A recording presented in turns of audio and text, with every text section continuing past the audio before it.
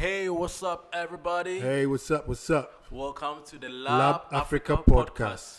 And I'm your host, Martinson. And I'm Judah Domino. So, on this podcast, we share with you about life Art and business. business on this continent, and it's mostly geared towards the young African entrepreneurs and artists. Yeah. And sometimes we bring interesting stuff like relationship as well. Yes. So on this podcast, we discuss with you about all of this, and we invite seasoned men and women Yeah. who are experienced in the arts and the business on the Business continent. space. Yeah. Yeah, and then they share with you their thoughts on different subjects that we discuss. So if this is your first time, I believe you're at the right place. Yes. So keep listening, and then don't forget to share with your friends as well. Yeah. We are excited to share with you that today's episode is The skills which are really important as you set out as an entrepreneur or on the journey of entrepreneurship. Yeah. So today we're going to be discussing skills every entrepreneur needs to acquire. Yes. Especially if you're an entrepreneur on this continent, so that you could survive or blow up, scale up your business. Yeah. Yeah.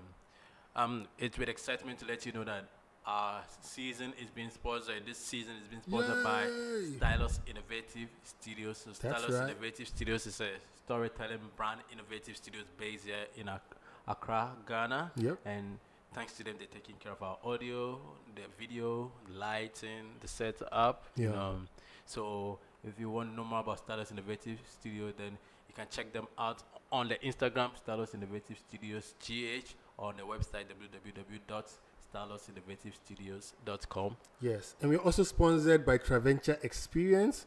So they are your corporate traveling and team bonding experience service provider. The only company like that here in Ghana.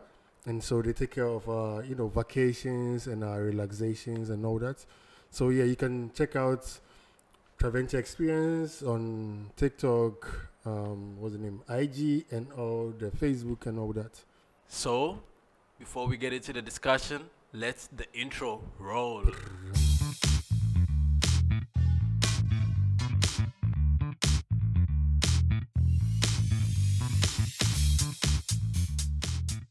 All right, Judah. Yeah. I believe today's discussion is going to be based a lot on our own experiences as Yeah, entrepreneurs. yeah. So let's start with you. What are some of the things you would like to share with our listeners, our audience, our community about some of the skills that I entrepreneurs? think for me, the first thing which I learned was effective communication. Okay. And this communication is not the communication that we are taught in school, the communication 101, which is English language. This is a communication to clearly pass a message on and clearly understand the message which is being passed on. So really listening to your clients and kind of like seeing their vision, and then being able to understand and ask questions so you can build on their vision to provide for them a good service. So at the end of the day, they can live their dream. That's the main goal. And also being able to pass on a message for them to also understand and know what the policies and the terms and conditions and all these things lie. So then you don't have a case whereby your client thought you would do something, and then what you said was that maybe if all things being equal, something like that can happen. But all things sometimes cannot be equal. Yeah. So Okay, so yeah. can you give us a bit of like an example, like a tip on how, like, what are some of the effective communication skills, like a particular tip, way of... For me, because maybe one of my clients may be listening, so I don't want to give out too much information. But it's me telling you, like, yo, what is your budget? This and this and this and this and this is what you want. And I'm like, okay, fine. I'll provide this for you.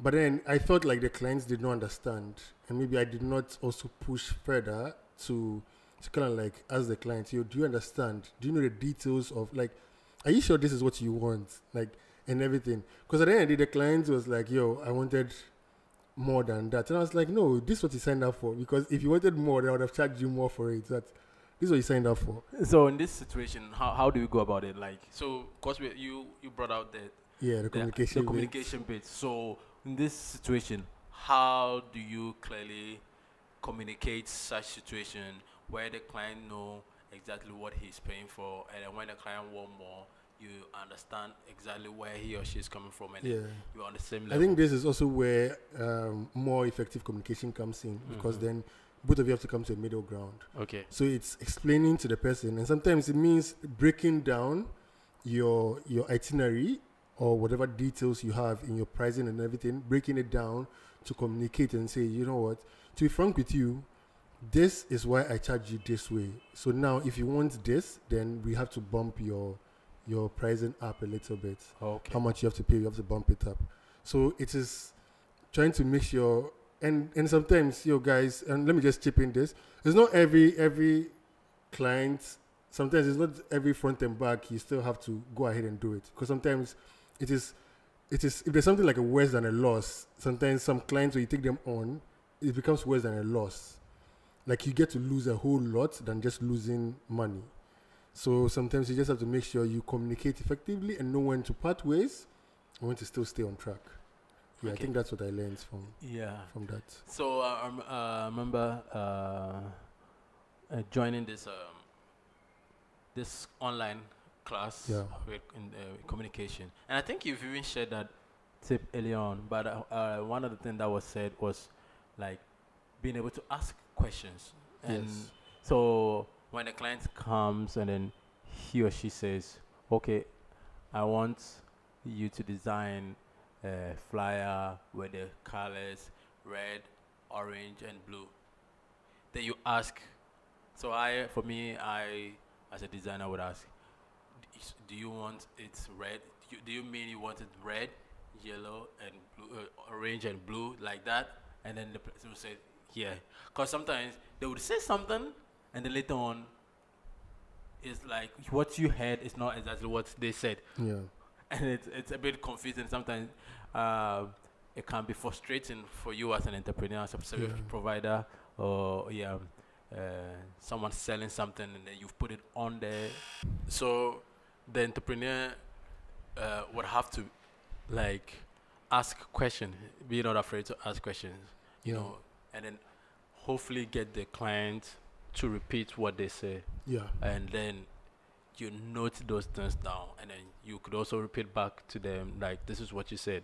And so communication is very key. And I now you shared some of it. Let me share a little bit. I don't want to drag so much on communication, but a practical example was prior to scaling up my business, you know, as a designer, as a filmmaker, as a content creator. I was getting, you know, client people come and I want you to do this for me, and excitement, I just jump on the project, and then you design it, and then they're like, no, this is, can you add this to it? Not that they don't like it, but oh no, let's do it this way. Okay, now let's do it this way. Now let's do it. So before you realize, at the end of the day, or at the end of the project, I've done more than I thought I was going to do. He gets it. Yeah. And it was because initially the communication wasn't made clear, and then so like if I had been able to develop that skills earlier, where I know exactly what my client wants, and we stated clear in either in a very formal way, you know, that I send him an email saying, "Oh, this is what you asked for. This is what you demanded. Is this what is this what you mean?" And then he or she will say, "Yes, this is what." So when I do it that way, and then he comes back for changes, I charge him extra for that. Yeah. And that is also communicated clear to the client. But I didn't do it like that. And so when I started doing like that, now it became, it became a requirement that every project that I do, we needed to do what I call a diagnosis session, where the client and I would sit down, discuss, and understand his or her problem, challenges that they are having. I note them down, and we talk. Through that, we come up with a strategy, you know, and then I will define the strategy for it, and then this is how we're going to solve this. Is this what you mean? Is this going to solve your problem? And by the end of the day, everything is stated clearly. Yeah. You get it. And I noticed that some clients would come, and then when I describe this is what we're going to do, they don't, no, I don't want that. I want you to do what I'm saying. And then all those clients, when they come, I'm very happy to let them go. Yeah. And I've had a number of clients like that who come, and then they want to tell you what they want you to do, and then I'm like, if you don't go through that session, I'm not doing this project. Yeah. I remember I had one from Canada. You know, this client came up and they were like, okay, I want you to do this for this project. This project. I was like, oh, that's nice. I'm excited to work with you, but we need to go through this particular session so that I understand exactly your problem. And then we come up with a strategy. We know. And then he wasn't happy with that. He wanted to tell me. So at the end of the day, I was very happy to let him go because I don't want to commit myself. And then now then by the time I'm submitting the projects, I feel how do you call it? Stressed, you know, True. drowned. I feel like I've been cheated. You know, that I don't want that feeling anymore. I've been there before. The clients that they think they know more than you, but they cannot do their job. Yeah. But they think they know more than you do. Yeah. So now you are no more. I'm no more. Then I'm no more providing solution. I'm now become a hand through which they use to do whatever they want. Yeah. And then that is not how entrepreneurship. You bring solution. Yeah, Martinson. Well, let's move. So apart from communication, what skill have you like picked up so far? Yeah. So communication, as we said, key. The next one, I would say, which is very important, is boldness. Yes. Or I don't know what I should say, confident, but you need that boldness. Someone will say the balls. All right. Because so especially in our context as Africans, as Ghanaians, you know, maybe the other African countries are different, but Ghanaians, we think being shy, you know, being timid is being humble. You know, so it's not to that. so you know, when the clients come, you know, you're afraid to talk about money. You're afraid to talk about, and in the way you even communicate, thinking you're being humble, like it doesn't instill confidence in the clients, you know, and then the clients don't feel confident that this project or this thing I'm buying from you would actually do what you're saying it's gonna do for me. Or you can even actually provide it. Yeah, or you can actually provide it. You know. So boldness is really needed. So if you are really getting into entrepreneurship and you don't have the boldness, the confidence, then it probably not your thing. Yeah. You have to start learning how to be confident. You have to either you pay someone to train you to be confident. You should do that before you enter entrepreneurship because it's for those who have the big. Those of you who are not watching me, I'm just waving my hand. I mean the balls. To have the big conversation. Like you know, so because now you have to be able to have that tough conversation when the clients come and then, because there are some clients who are intimidating. You know, the way they will approach you and then they feel like they know what they're about and then, you know, they'll give you, if you're not careful, this client will take advantage of you. If you're not careful, those clients, by the end of the day, they've eaten your food. If you're running a restaurant, they've eaten your food for free and they didn't pay for it because you're timid. Or if you're running a service, by the end of the day, you realize that you provided your services for free and then you'll be hitting your head to the wall or like, what have I done? So you need to be bold, you need to be confident. And mine, I suffered from that, you know, because like I'm saying, when I said to the Ghanaian, being timid or shy is humility, I suffered from that. So when clients come and then I'm afraid to charge them, how much are you going to charge? I was not confident about the charges and all of that. And then, you know, I kept being cheated. And then I had to like, you know, like, no, this is coming to an end. No way. And then I since the time I started developing my confidence in business, it became clear to my audience, my clients as well. So when they came and then I spoke boldly on what I'm capable of doing, the service I'm capable of rendering, and I took charge, like I was able to take charge of the conversation and then steer how the conversation goes. Yeah. You know, most of the time either if they're not happy, they're going to leave, but most of the time they're going to be like, okay, all right, let's do this and let's see. And most of the time, one thing I found out is that even clients will ask you, what do you think? Because you're the expert. So they, like, because when you speak timid, they tell you what they want and then they leave it. Yeah. But then there are some cases where, because you've spoken boldly, they're like, oh, please. Like, because you sit down, sometimes you can just sit down, after you speak boldly, you just sit down, you watch them, and you find that they're asking, like, so what do you think about this? Yeah. Then you're like, okay, so now, which means your presence and your confidence has created that space where, okay, we need to listen to this person. What does he have to say to us? And that's really important. That's really key. Yeah. So boldness is really key. I mean, I think I will, talking about the point, I'll tie boldness to being able to charge. You know, I'll let them flow together, because I was going to say the other skill you need to learn is being able to ask. Right. Yes. Being able to ask for that amount, and you need to have that boldness to be able to take that next step, to be able to ask for that amount of money. So Africa, the African client is different from any other client I've known. So when my American clients, when they come and then we discuss and I charge them this, they know we discuss, okay, I'm going to charge you this for this and this and this. That is where that's where it ends. But the African clients, when you charge them for this, this and this and this, after they paid, they want extra more. Yes.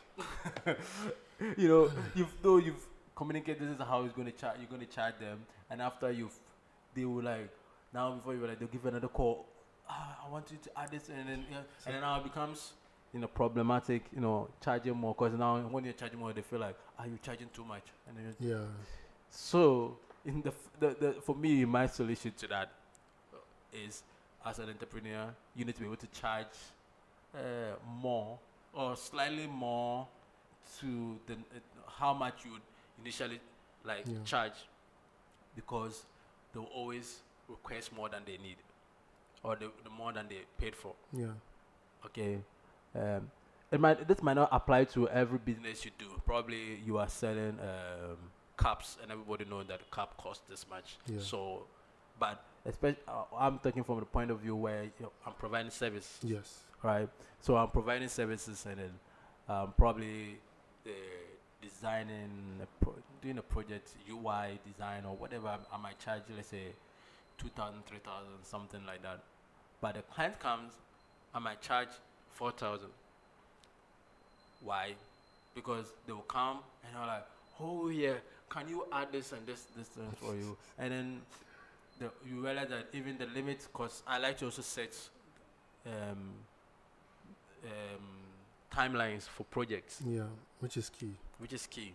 Especially in my area of work. If you don't, the project will stretch on forever, and then you may not be able to move on to the next project. So before you realize, now clients are prolonging project, and then it keeps going on. And some of these things, for me, it's like a buffer that kind of, at the end of the day, I don't feel like I've spent too much of my time, I've given too much of my energy, I've given too much of my skills to the client, and then I've gotten just a little out of it. A typical example of that was I was designing, I did this animation for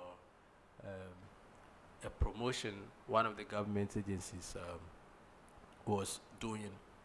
So when they approached me for the project, they needed it as soon as possible, because their timeline they had. So I was happy to take on the project. So I was like, okay, if you approach me and wanted it within this short period of time, then I need to be able to also charge in case of any incidents within that. So I was able to charge. And then guess what? The project prolonged beyond the timeline they set themselves. And then it wasn't because of my fault. It was because after the project, now they wanted to add more stuff to it, which in the first place, I advised this isn't necessary, and then this isn't the goal for this particular promotion. I mean, I kept insisting that this is what you came for, and then they were like, oh no, don't worry. And then they added to it. That prolonged the project. And then guess what? At the end of the day, when the boss himself, the one who has to verify that okay, everything is all right, came, we went back to the original plan. Oh goodness. So I ended up doing the project prolonged beyond the timeline we set, and I did more work which wasn't even in the end added to the project. But then before then I had charged in such a way that with incidents like this happen, I wouldn't feel like, because it's a government agency, and then you know how it's difficult to add more charges to their bill when stuff like that's going to be like, you've already given us your charge, so why are you going to charge us more? So after I charge and everything, now this thing serves as buffer. So that's that's my opinion. Like that you should be able to, you should be bold to charge, confident to charge, especially when you're dealing with African, clients. For me to because I don't want us to stretch this over and over. For me, one thing to add on, I've learned is the ability to keep learning. Mm-hmm. Because as an entrepreneur, like sometimes you may end up trying to put 2 or 3 or 4 service providers together to undergo a project or to serve a client, and then you realize that like it will cost you more, because sometimes you think your relationship with this person, so you price in a certain way based on your relationship, then your service provider is not available, so you need to go and talk to another service provider, and you realize that the services cost more, so at the end of the day you're running at a loss.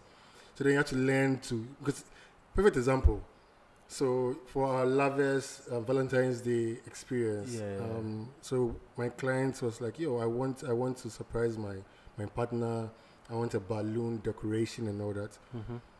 So what do I have to, like I spoke to some, what's the name, service providers, because the ones I saw and I spoke to, they gave me a price.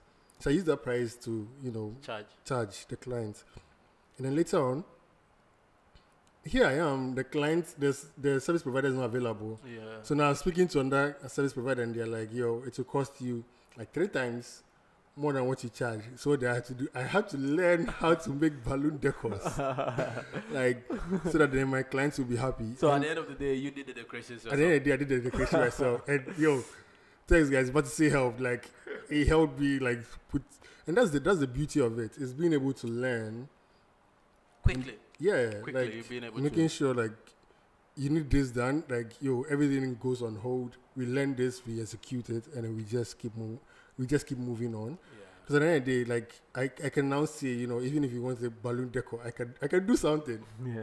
Yeah. Talking about learning, I think it ties into the next point I was going to share, which is being dynamic. Yes. And I think it's kind of similar to learning to improve yourself, because you have to be dynamic in such a way that be able to step in certain places that usually you wouldn't find yourself doing certain things that you usually wouldn't be doing. So for example, that was very dynamic to step in the moment where now you couldn't afford an extra to pay someone else to do the decoration. Now you have to step in to do that. And as an entrepreneur, you have to do it, because starting off, most of the time you might be doing everything by yourself. So you need to be able to market, being able to come up with brilliant ideas, being able to source the service providers for those, or for the vendors, or being able to source the manufacturers for those ideas, the right ones. And at the end of the day, if you're not careful, you might be doing your own designing.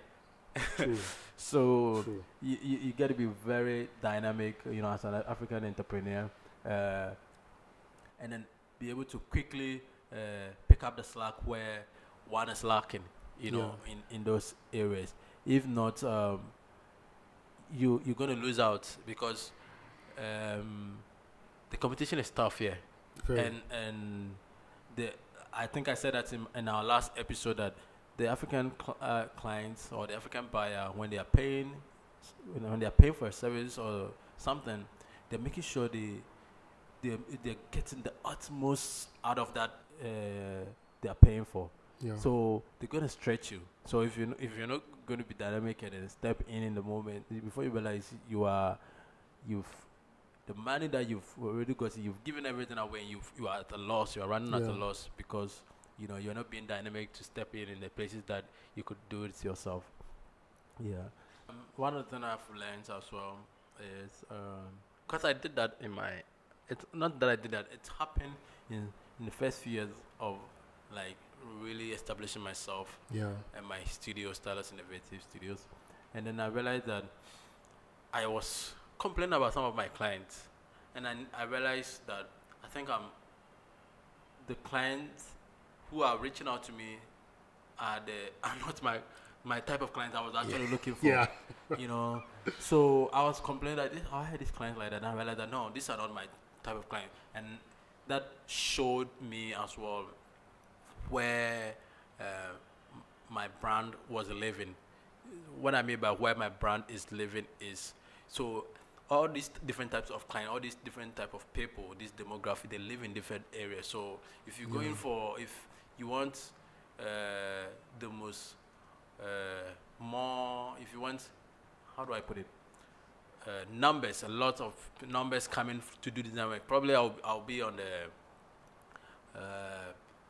Facebook and maybe TikTok, and people can easily come, oh, do this particular, do this. But the clients I'm working with, they don't do Facebook, they don't do TikTok. True. They live in a different world. They True. live. I'll probably find them on LinkedIn. You know, I'll probably have to find them on professional platforms that I go to. So I realized that my brand was living in the wrong place. So now I was attracting different type of people, and then now I was complaining. So then I had to change the way I branded myself, and then now put it in a place where the right people will identify me. So I think in the end, it's just about how you brand yourself, how you put yourself out there as an entrepreneur. So, I mean, it turned out, I mean, this is one of the tips that I would probably share is like, where does your brand live? Yeah. As an entrepreneur, you know, probably you are selling Lamborghini or selling sports cars, top sports cars, and then you keep getting people who buy Nissan coming to you and telling you your car is too expensive. Then you're doing something wrong. Yeah. You get it. You know, you're marketing at the wrong place. You're trying to sell your cars to the wrong people. So that's what I'm gonna add to that, and then hopefully now you'll be able to attract the right people with confidence. Show them that you're able to sell or provide the services that you know they are looking for, and then charge. Being able to charge, not being afraid to charge, especially on this continent where clients will stretch you. But I please not to cut you off, but then I like. People should understand, not overcharging. No, it's like, not overcharging. But like charging according to the stress level, according to put all the factors in place. Your stress, the time it will take you, and then everything to execute, plus the experience you have. Because then all these things, even for an artist, all these things play in. Because if you're calling me to come perform at, how do I call it, the Ghana Music Awards, I'm not going to charge you like I'll perform, like I will charge you if I'm to perform at somebody's pub somewhere. Because at the end of the day, I need to prepare more for Ghana Music Awards. So I need to prepare more for MTV's awards. Yeah. So then at the end of the day, look at the person and look at the preparation that also needs to go into the, what's the name? Into the thing you're cooking. Simply put, the higher the risk, the higher you charge. That's it. Because some people, after you work for them, either your name will go up or your name will drop. Yeah, so the higher the risk, the higher the more you charge. So that is simply put. Yeah. So I mean, we are not going to stretch it so much. There's so many tips that we would like to share, but these are just the few ones we shared. So these are the points we discussed. Communication, which is key, because if you miss out on that, you're going to suffer so much. People are going to take advantage of you, or people are going to say, that's not what I asked for. Yes. You know? And you're going to be like, that's not how much I charge. And then you're going to be stressed. So communication is key. I talked about being boldness, you know, because when you are bold, your client will see it, your client will know it, and then it also brings some kind of confidence to them that, and I know your work shows it. Yeah. Your work shows that you're confident. You know, if your work also shows you're confident. And then we talked about being able to charge. Yes. And then charge in such a way that you are comfortable even when things don't go as planned or when they begin to demand more. Yes. And then you talked about being able to learn. Yeah. So making sure like you're always learning, like you're always picking up a new skill here and there. Yeah. So that because times you may be found wanting at a certain particular time, but the ability to learn and adjust. Yeah. And you said something about being flexible. Dynamic. You know. So that also ties in. So being able to, you know, wear all the hats. Because at some point you have to be a marketer, at some point you have to be how do I call it, a designer. At some point you have to be your own, even with regards to how you look and everything, your own, everything. Like you have to take care of yourself and others once you get others to working for you. Yeah. So I think is that. And then the last one is the fact that you need to make sure your brand. Yes, where your brand lives. Where your brand lives. So Yes. put your brand in the right place. So if you're hoping to attract high-paying clients, then figure out where do they live, where do they, communicate. Yes. LinkedIn, or where are they on Instagram? Are they on Facebook? Yeah.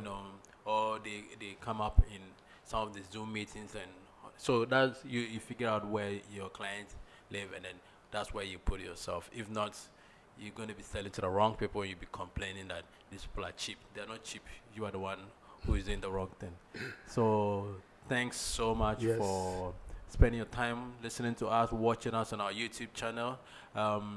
We would like to know more from you. So if you want to get in touch, communicate with us, you can hit us up on our Instagram. Yes. So that's the L.A.B Africa podcast on Instagram, and also on our YouTube channel, the same thing, the L.A.B Africa podcast.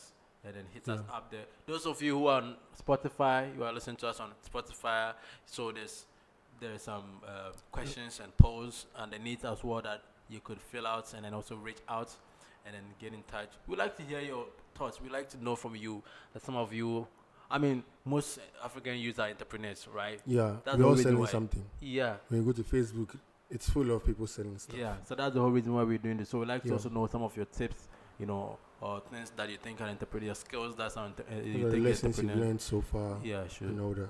Yeah. That's always do, and as we always say, make Africa great again. Peace.